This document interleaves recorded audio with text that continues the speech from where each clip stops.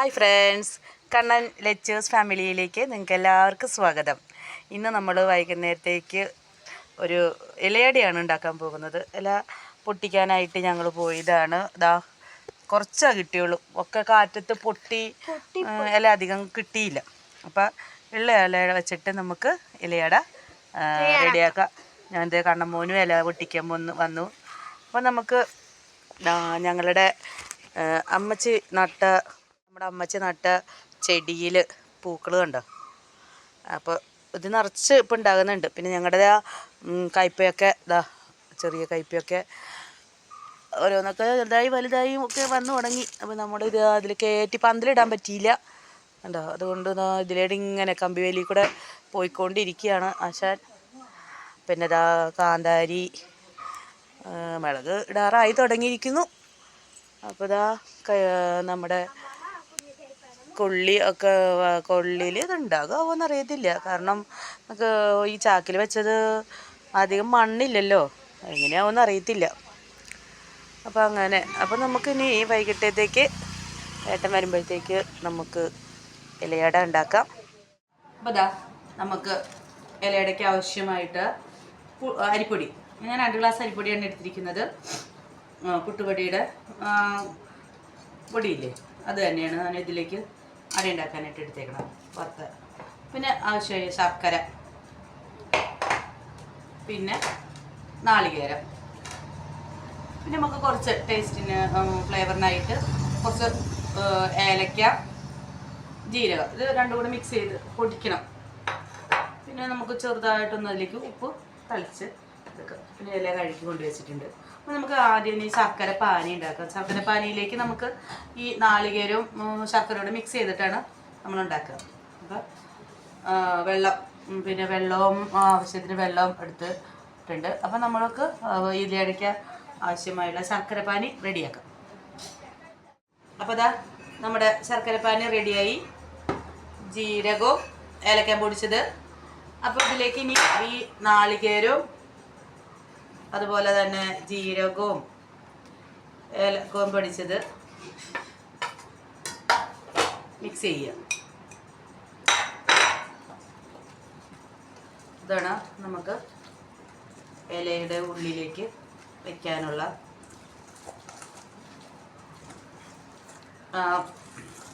കൂട്ട് റെഡി ആയിട്ടിരിക്കുക.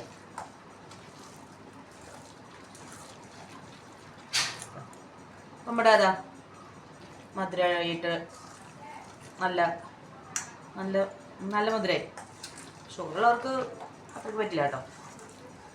ഇപ്പം നല്ല മധുരമുണ്ട്. നമുക്കത് കൂട്ട് റെഡി ആയിട്ടുണ്ട്. ഇനി നമുക്കിത് കുഴച്ച് നമുക്ക് അടയുണ്ടാക്കാനായിട്ടുള്ള പാകത്തിലേക്ക് റെഡിയാക്കാം. അപ്പം കുറച്ച് ഉപ്പ് തളിക്കുക. കുറച്ച് മതി കേട്ടോ. നമുക്ക് ആ ഒരു അരിപ്പൊടിക്കൊന്നൊരു ടേസ്റ്റ് ഇതാവാണ്ടിരിക്കാൻ വേണ്ടിയിട്ട് കുറച്ച് പേരിന്. ആദ്യമൊന്നും എനിക്ക് പലഹാരം ഉണ്ടാക്കാനൊന്നും അറിയുന്നുണ്ടായിരുന്നില്ല. ഞാൻ ഇവിടെയാണേലും ഞങ്ങൾ കൂടുതലും ഞങ്ങളുടെ വീട്ടിൽ പുട്ട്, ഉപ്പുമാവ് അല്ലെങ്കിൽ അങ്ങനെയുള്ള കാര്യങ്ങളൊക്കെ ആയിരുന്നു. പക്ഷെ രാഷേൻ്റെ വീട്ടിൽ ചെന്ന് കഴിഞ്ഞപ്പോൾ അവിടെ സ്ഥിരം പലഹാരമാണ്. ഏടത്തിയമ്മ നന്നായിട്ട് പലഹാരം കുക്ക് ചെയ്യും. അപ്പോൾ ചേച്ചിയാണ് ഞങ്ങളുടെ വീട്ടിലെ അടുക്കളയിലത്തെ കാര്യങ്ങൾ ചോദിച്ചിട്ട് കറി ഉണ്ടാക്കണതും പലഹാരം ഉണ്ടാക്കണമൊക്കെ. ഞാനും അനിയത്തിയും ഞങ്ങൾക്ക് തുണി കഴുക്ക്, അടിച്ചു വാരൽ, പാത്രം കഴുകൽ, അങ്ങനെയാണ് ഞങ്ങളുടെ ഡിപ്പാർട്ട്മെൻറ്റ്. അപ്പോൾ ചേച്ചി രണ്ടാമത് കുഞ്ഞിനെ ഗർഭിണിയായി കഴിഞ്ഞപ്പോൾ ഞങ്ങൾക്ക് പണി കിട്ടി. ഞങ്ങൾക്ക് അടുക്കളയിൽ കയറണം. അവനൊരു ദിവസം അമ്മ കുളിക്കാൻ പോയപ്പോൾ ഞാൻ എന്നോട് പറഞ്ഞു കറി വെക്കാൻ പറഞ്ഞു.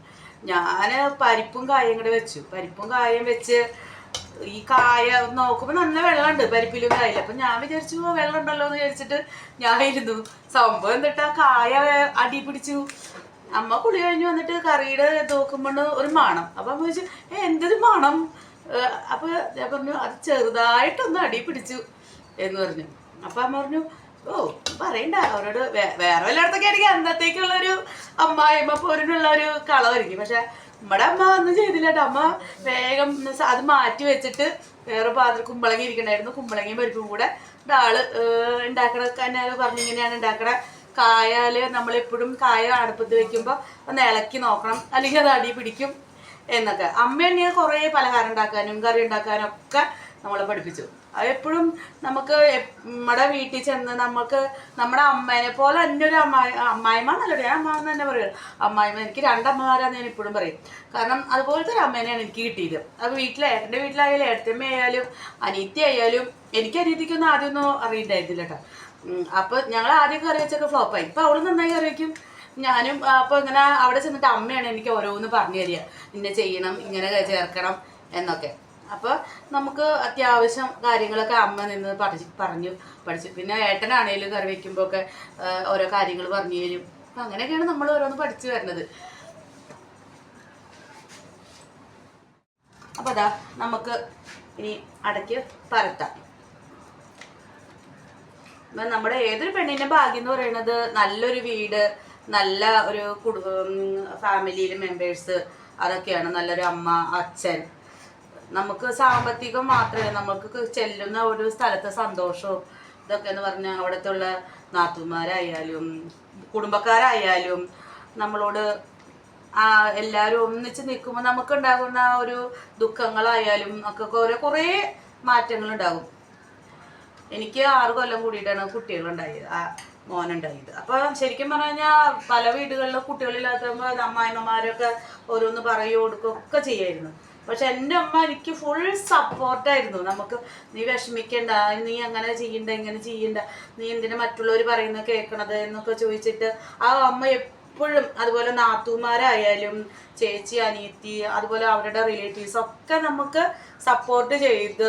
ശരിക്കും പറഞ്ഞാൽ നമുക്ക് അതൊക്കെ ഒരു വലിയൊരു ഭാഗ്യമാണ്, അങ്ങനത്തെ ഒരു കുടുംബം കിട്ടുക എന്ന് പറയുന്നത്.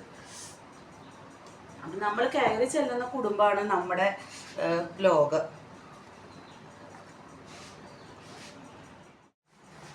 അപ്പം അതാ ഇതുപോലെ നമ്മൾ പരത്തി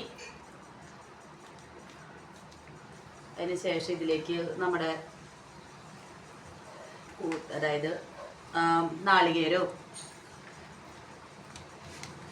ശർക്കരയും ഒക്കെ ഇട്ട കൂട്ട് ഇതിലോട്ട് വെച്ച് ഇതെങ്ങനെ ഒരു സൈഡിൽ ഇതാക്കുക. നമ്മൾ പുഴുങ്ങല്ല ചെയ്യണത്, നമ്മൾ ഇലയുടെ നിന്ന് ചുട്ടെടുക്കുകയാണ്. ചുട്ടത് ഒന്നുകൂടെ ടേസ്റ്റ്. കുട്ടികൾക്കൊക്കെ കഴിക്കുന്നതിന് ഏറ്റവും നല്ലൊരു ഇതാണ് ആവിയിൽ പുഴുങ്ങി ചുട്ടതൊക്കെ മടക്കിയിട്ട് നമ്മൾ ചുട്ടെടുക്കുകയാണ് ചെയ്യുന്നത്. ശരിക്കും ഞങ്ങൾ 2 പെൺകുട്ടികൾ, ഏട്ടൻ്റെ വീട്ടിൽ ഇഷ്ടംപോലെ ആൾക്കാരുണ്ടായിരുന്നു, ഒരു കൂട്ടുകുടുംബം. അപ്പം നമ്മൾ ആദ്യമൊക്കെ ചെന്ന് കഴിഞ്ഞപ്പം എനിക്ക് ഭയങ്കര ഒരു ടെൻഷനായിരുന്നു. കാരണം നമുക്ക് ഈ ആകെ 4 പേരുള്ളൂ. 4 പേരും എന്താ പറയുക ഒരുപോലെ ജീവിച്ചിട്ട് നമ്മൾ പെട്ടെന്നൊരു എന്താ പറയുക ഭയങ്കര തിക്കും തിരക്കും ബഹളമൊക്കെ ആയിട്ടുള്ള ഒരു ഏരിയയിലും അങ്ങനെയൊക്കെ ചെന്ന് കഴിഞ്ഞപ്പോൾ അവരുടെ റിലേറ്റീവ്സൊക്കെ അടുത്തടുത്ത് അതെല്ലാവരും നല്ലൊരു എന്താ പറയുക ഒരു കൂട്ട് ഇതൊക്കെ ആയി കഴിഞ്ഞപ്പോൾ നമുക്ക് ആദ്യം ഭയങ്കര ബുദ്ധിമുട്ട്. നമ്മൾ ഈ ഒറ്റപ്പെട്ട് ജീവിച്ചിട്ടെന്ന് പറഞ്ഞു കഴിഞ്ഞാൽ ഈ ഞാനും എൻ്റെ ഉണ്ണിയും അച്ഛനും അമ്മയും ഞങ്ങളുടെ ലോകം അതായിരുന്നു. അത് കഴിഞ്ഞ് നമുക്ക് അവിടെ ചെന്ന് കഴിഞ്ഞപ്പോഴാണ് നമുക്ക് എന്താ പറയുക പിന്നെ ആഘോഷങ്ങൾ, ഓരോ വിശേഷങ്ങൾ, പെരുന്നാളായാലും പൂരമായാലും ഒക്കെ എന്താ ഒരു അവിടെ ഒരു കൂട്ടായ്മ എന്നറിയോ. ഭയങ്കര സന്തോഷമാണ് നമുക്ക്. എന്തെങ്കിലും ഒരു വിശേഷങ്ങളൊക്കെ ആയിക്കഴിഞ്ഞാൽ എല്ലാവരും കൂടെ ഒത്തുകൂടിയിട്ട് ഭയങ്കര സന്തോഷമാണ്.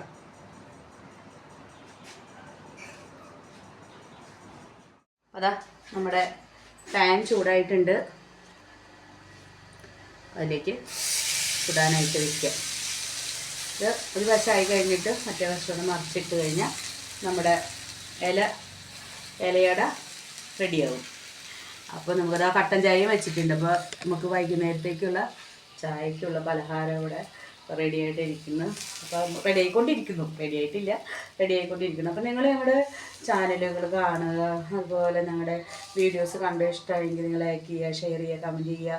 ഞങ്ങളുടെ കുറ്റങ്ങളും കുറവുകളും നിങ്ങൾ പറയുക. നമുക്കിപ്പോൾ എന്താ പറയുക, നമ്മൾ വീട്ടമ്മമാർ നമുക്കിതൊന്നും അറിഞ്ഞിട്ടല്ല നമ്മൾ ചെയ്യുന്നത്. നമ്മൾ ഓരോന്ന് പറയുന്നത് അനുസരിച്ചാണ് നമ്മൾ മാറ്റങ്ങൾ വരുത്തുന്നത്. അപ്പം നിങ്ങൾ അതുപോലെ നമുക്ക് വിലയേറിയ നിർദ്ദേശങ്ങൾ പറയുക, നമ്മൾക്ക് സപ്പോർട്ട് ചെയ്യുക. അപ്പോൾ നിങ്ങൾ മറക്കാതെ ഞങ്ങളുടെ വീഡിയോ ഒക്കെ കാണുക. അപ്പോൾ അതാ നമ്മുടെ അട ഇവിടെ റെഡിയായി കഴിഞ്ഞു. റെഡി ആയിക്കൊണ്ടിരിക്കുക എന്ന് പറഞ്ഞത് കണ്ണൻകുട്ടി റെഡിയാക്കിക്കൊണ്ടിരിക്കുകയാണ്, കഴിച്ചുകൊണ്ടിരിക്കുകയാണ്. കണ്ണാക്കി ഇഷ്ടമായി. കണ്ണമോന് കട്ടൻ ചായയും അടയാണ് കഴിക്കുന്നത്. അപ്പോൾ എല്ലാവർക്കും ഒരിക്കൽ കൂടി നന്ദി പറഞ്ഞുകൊണ്ട് ബൈ ബൈ.